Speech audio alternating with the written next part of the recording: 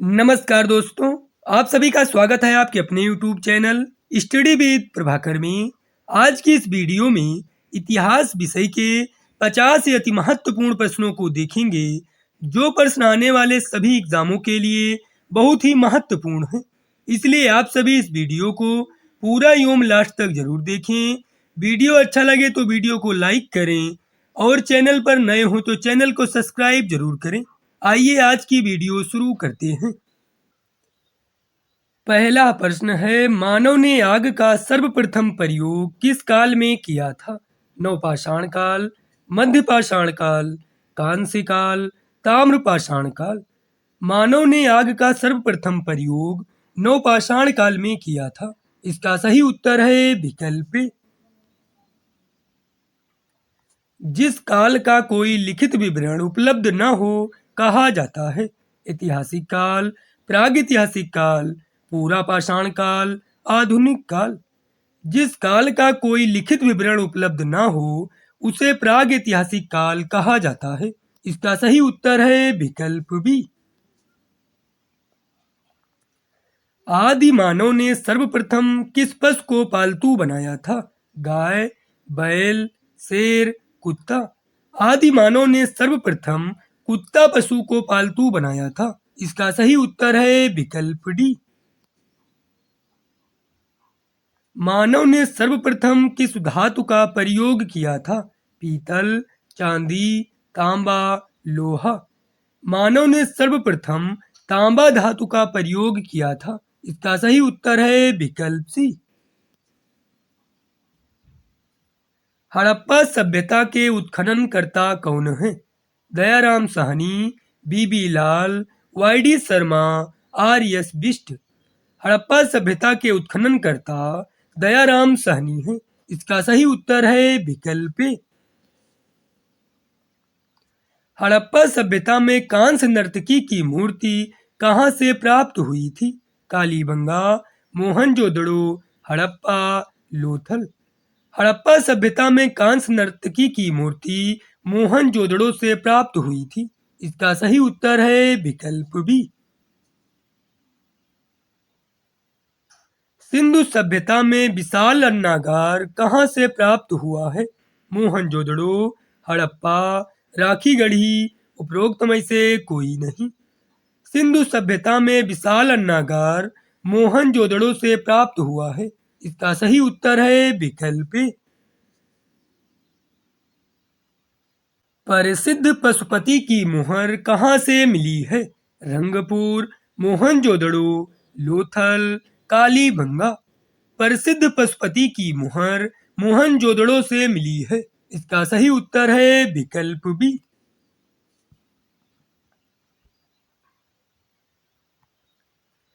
भारत में मूर्ति पूजा का आरंभ माना जाता है? वैदिक काल से, गुप्त काल से, सिंधु सभ्यता से, उपरोक्त में से कोई नहीं। भारत में मूर्ति पूजा का आरंभ गुप्त काल से माना जाता है। इसका सही उत्तर है विकल्प बी। ऋग्वेदिक आर्य किसकी पूजा करते थे? गाय की, माता की, प्राकृत की, वृक्ष की। ऋग्वेदिक आर्य प्राकृत की पूजा करते थे। इसका सही उत्तर है विकल्प सी। आर्यों का मूल निवास स्थान था? एशिया माइनर, भूमध्य सागरीय तट, सप्त सिंधु प्रदेश, उत्तर प्रदेश। आर्यों का मूल निवास स्थान एशिया माइनर था। इसका सही उत्तर है विकल्प ए। सबसे प्राचीन वेद कौन सा है? ऋग्वेद, सामवेद, यजुर्वेद, अथर्ववेद। सबसे प्राचीन वेद ऋग्वेद है। इसका सही उत्तर है विकल्प ए। आर्य शब्द का शाब्दिक अर्थ है? वीर या योद्धा, यज्ञकर्ता या पुरोहित, श्रेष्ठ या कुलीन, विद्वान। आर्य शब्द का शाब्दिक अर्थ है श्रेष्ठ या कुलीन। इसका सही उत्तर है विकल्प सी। सत्यमेव जयते किस उपनिषद से लिया गया है? मुंडकोपनिषद, कठोपनिषद, छंदोग उपनिषद, ऋग्वेद। सत्यमेव जयते मुंडको उपनिषद से लिया गया है। इसका सही उत्तर है विकल्प ए। भारतीय संगीत का आदि ग्रंथ कहा जाता है? ऋग्वेद, सामवेद, यजुर्वेद, अथर्ववेद। भारतीय संगीत का आदि ग्रंथ सामवेद कहा जाता है। इसका सही उत्तर है विकल्प बी।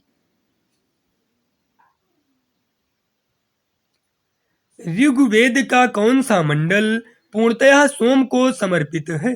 7वां मंडल, 8वां मंडल, 9वां मंडल, 10वां मंडल। ऋग्वेद का 9वां मंडल पूर्णतः सोम को समर्पित है। इसका सही उत्तर है विकल्प सी। न्याय दर्शन के प्रतिपादक हैं? गौतम, जैमिनी, कपिल, उपरोक्त में से कोई नहीं। न्याय दर्शन के प्रतिपादक गौतम हैं। इसका सही उत्तर है विकल्प ए। योग दर्शन के प्रतिपादक कौन है? शंकराचार्य, गौतम, जैमिनी, पतंजलि। योग दर्शन के प्रतिपादक पतंजलि हैं। इसका सही उत्तर है विकल्प डी। ऋग्वेद में सबसे पवित्र नदी किसे माना गया है? सिंधु, परुष्णी, सरस्वती, उपरोक्त में से कोई नहीं। ऋग्वेद में सबसे पवित्र नदी सरस्वती को माना गया है। इसका सही उत्तर है विकल्प सी। किस शासक ने पाटलिपुत्र नामक नगर की स्थापना की? अजातशत्रु, उदयन, कालाशोक, घनानंद। पाटलिपुत्र नामक नगर की स्थापना उदयन ने की। इसका सही उत्तर है विकल्प बी। 16 महाजनपदों की सूची उपलब्ध है? अंगुत्तर निकाय में, छंदोक उपनिषद में, संयुक्त निकाय में, ऋग्वेद में। 16 महाजनपदों की सूची अंगुत्तर निकाय में उपलब्ध है। इसका सही उत्तर है विकल्प ए। नंद वंश का अंतिम सम्राट कौन था? महापद्म नंद, घनानंद, कालाशोक, अजातशत्रु। नंद वंश का अंतिम सम्राट घनानंद था। इसका सही उत्तर है विकल्प बी।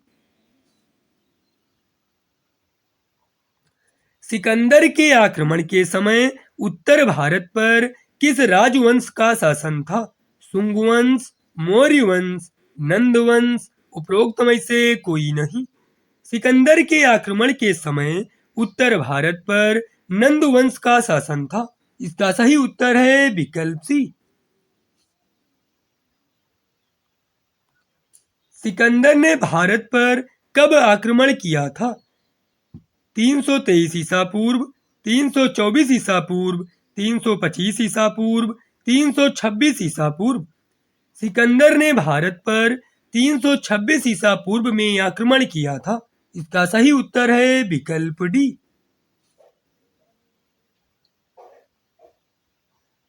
जैन परंपरा के अनुसार जैन धर्म में कुल कितने तीर्थंकर हुए?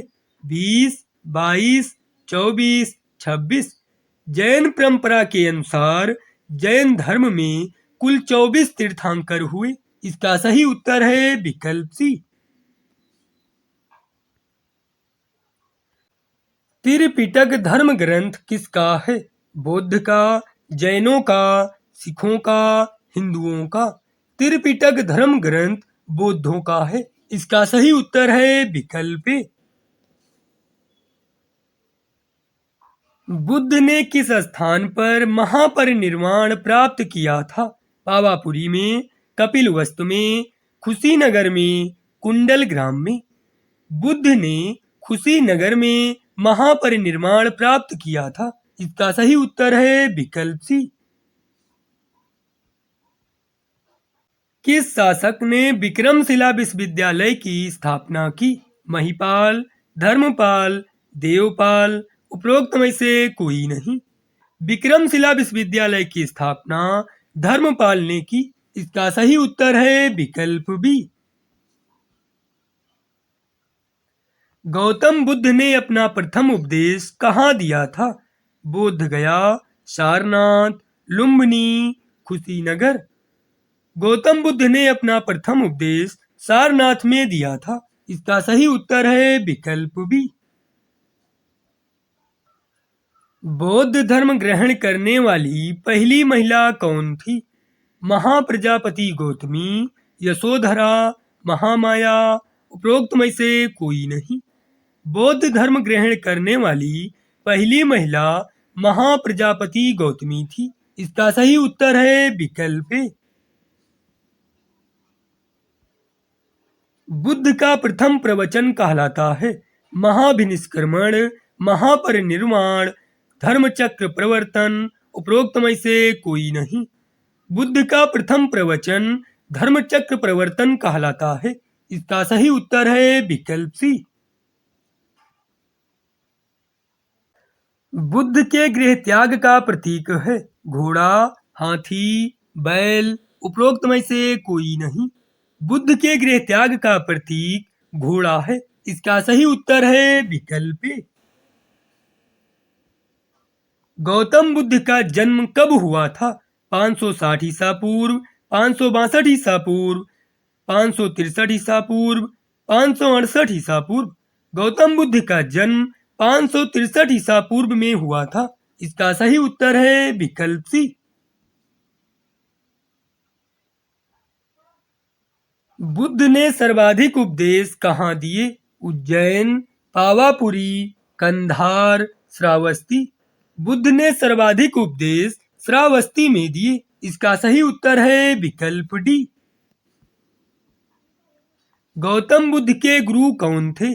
पाणिनि, कपिल, अलार कलाम, पतंजलि। गौतम बुद्ध के गुरु अलार कलाम थे। इसका सही उत्तर है विकल्प सी।